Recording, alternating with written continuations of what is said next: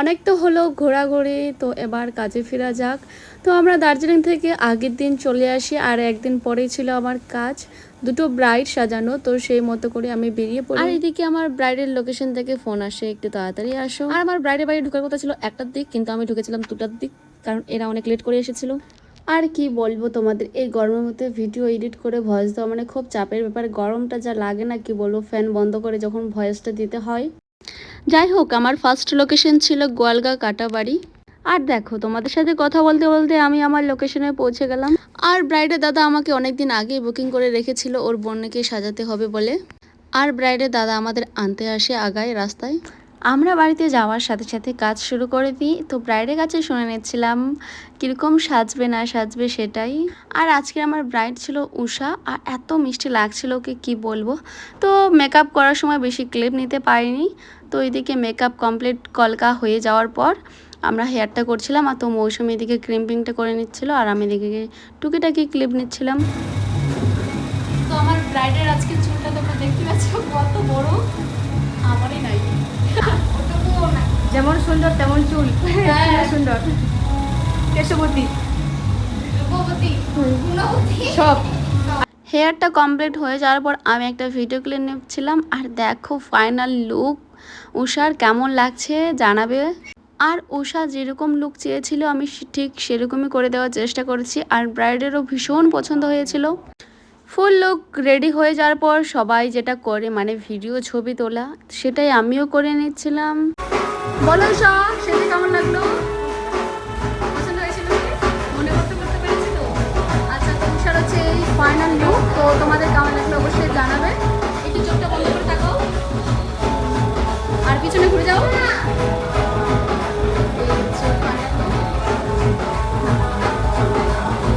ঘরে বেশ কয়েকটা ছবি ভিডিও করার পর দেন আমরা বাইরে চলে আসি, কারণ ঘরের মধ্যে অতটা লাইটের ফোকাস ছিল না। আর ব্রাইডও বলছিল যে বাইরে ছবি তুলে দাও। তো স্টেজের ওখানে চলে আসি, আর ছবি ভিডিও বেশ কয়েকটা আমি তুলেছিলাম মন মতো করে। আর ব্রাইডও আমার খুব সুন্দর করে পোস্ট ভিডিও সব কিছুই দিচ্ছিল বেশ সুন্দর করে। আর ব্রাইডের ডিমান্ড ছিল যে আমাকে একটা ভিডিও করে দাও দিদি, এইভাবে সামনে থেকে হাঁটবো পিছনে হাঁটবো, মানে ওই ক্লিপগুলো ওকে দিতে হবে। সেই কারণে আমিও ভিডিও করেছিলাম যখন, তো তোমাদের সাথে শেয়ার করে দিচ্ছি। আর যতই দেখছিলাম ততই কম হবে, মানে এত ভালো লাগছিল। আর ব্রাইডের খুশি দেখে তোমরাও বুঝতে পারছো যে ব্রাইডের লুকটি কতটা পছন্দ হয়েছে। তো তোমরা যারা নিজেদের স্পেশাল দিনে আমার কাছে সাজতে চাও অবশ্যই আমার সাথে যোগাযোগ করতে পারো। আমার কন্ট্যাক্ট নাম্বার 8116973354। যাই হোক, মনের মতো করে কয়েকটা ছবি ভিডিও তোলার পর দেন আমরা চলে আসি সেকেন্ড লোকেশনে যাওয়ার উদ্দেশ্যে। আর আমার সেকেন্ড লোকেশন ছিল গলাপাথার, আর সেদিকে আমার থার্ড টাইম যাওয়া হবে। আর মৌসুমি আমি অনেক গল্প করছিলাম টোটোর মধ্যে, ফোনটা যেহেতু টুম্পার কাছে ছিল তো সেই ক্লিপগুলো নিচ্ছিল। যাই হোক, কথা বলতে বলতে চলে আসি আমরা ইটাহারে আসার পর টোটোর জন্য অপেক্ষা করি, আর টোটো পেয়ে যাই কিছুক্ষণ পরেই। আর এখন ইটাহারটা অনেকটা চেঞ্জ হয়ে যাচ্ছে আস্তে আস্তে, আরও হবে হয়তো। আর এখন চৌরাস্তার পাশে তো কোনো টোটোই থাকে না বলা চলে, কোথাও গেলে রায়গঞ্জ বা গাজল লাইনে অনেকটা হেঁটে আসতে হয়। কি বলবো, অনেক অসুবিধার মধ্যে পড়ে গেছি আমরা সবাই। যাই হোক, আর বেশি ক্লিপ নেইনি, সোজা একদম চেকপোস্টে আসে আমি একটা ক্লিপ নিয়েছিলাম, সেটাই তোমাদের সাথে শেয়ার করছি। টোটো থেকে নামার পর আমরা আলাদা একটা টোটো ধরি যেই লাইনে যাব আমরা, মানে যেই রাস্তায়। इतना बड़ा समंदर में आ गया है हम, ये क्या हुआ, गलत भी पानी आ गया।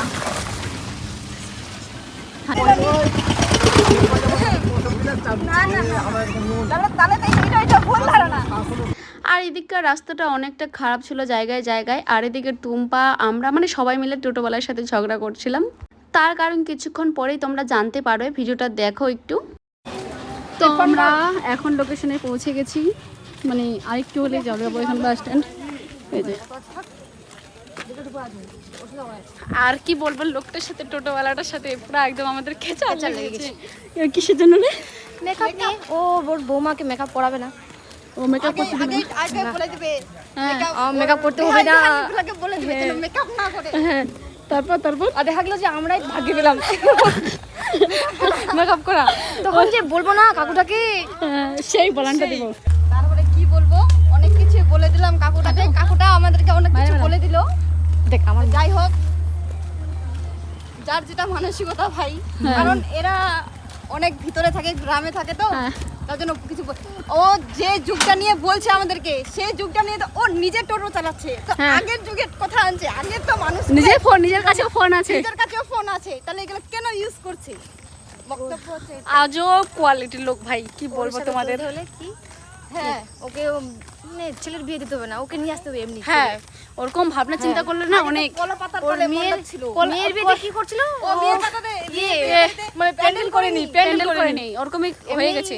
তার নিশ্চয় মনে হয়, নিশ্চয়ই মনে হয় মেয়েটা পালিয়ে গেছিল। হ্যাঁ, ওটাই আমি বলতে চাইছিলাম। হ্যাঁ, বললাম না, একটু খারাপ লাগতে পারে। খারাপ লাগার কি আছে এখানে? আচ্ছা, তাহলে প্যান্ডেল গুলো কেন করে ভাই সাহেব? ওগুলো দুই দিনের জন্য ওনা করতো, চলে যেত ওরকম। ওটাই বলছি, ওকে ওর ছেলের বিয়ে দিতে হবে না। হ্যাঁ, ছেলের বিয়ে দিতে হবে না ওকে। সাথে দক্ষিণ শ্যামপুর। যাই হোক, ব্রাইডের লোকেশনে পৌঁছে যাই, আর কিছুক্ষণ পরেই আমার ব্রাইড চলে আসে আমার কাছে। আর আমার সেকেন্ড ব্রাইড মন্দিরা, তো ওর কাছে শুনে নিচ্ছিলাম কিরকম লুক চাই। বলো মন্দিরা, কিরকম লুক চাও? আমি আমার মতো করে দেবো, তাই তো? তো আজকে চলে আসি চেকপোস্ট থেকে ভিতরে, এদিকে আমার থার্ড টাইম আসা। তো দেখা যাক মন্দিরার লুকটা কীরকম করতে পারি, সব কিছু তোমাদের সাথে শেয়ার করবো। একটা হাই করো। একবারে রেডি হয়ে যাওয়ার পর আমরা ছবি ভিডিও করার জন্য নিয়ে আসি। দেখো মন্দিরার ফাইনাল লুক, ওকে কেমন লাগছে অবশ্যই জানাবে তোমরা। আর সেখানে গিয়ে আমার একটা বন্ধুর সাথে দেখা হয়ে যায়, মানে শুভমের সাথে। আর এই ভিডিও ছবি সব কিছু শুভম তুলে দিয়েছিল, থ্যাংক ইউ সো মাচ রে তোকে। আর লোকেশনটা ছিল অনেক দূরে, সেই কারণে আমার টেনশন হচ্ছিল যে বাড়ি যাব কখন। বলো মন্দিরা, সেজে কেমন লাগলো? অনেক অনেক ভালো, অনেক অনেক ভালো, পছন্দ হয়েছে? ভালো হয়েছে। আচ্ছা, তো মন্দিরার ফাইনাল লুক কেমন লাগছে অবশ্যই জানাবে। তো এদিকে কনের দাদু এখন মালা পরাচ্ছে, টাকার মালা, সে সুন্দর না?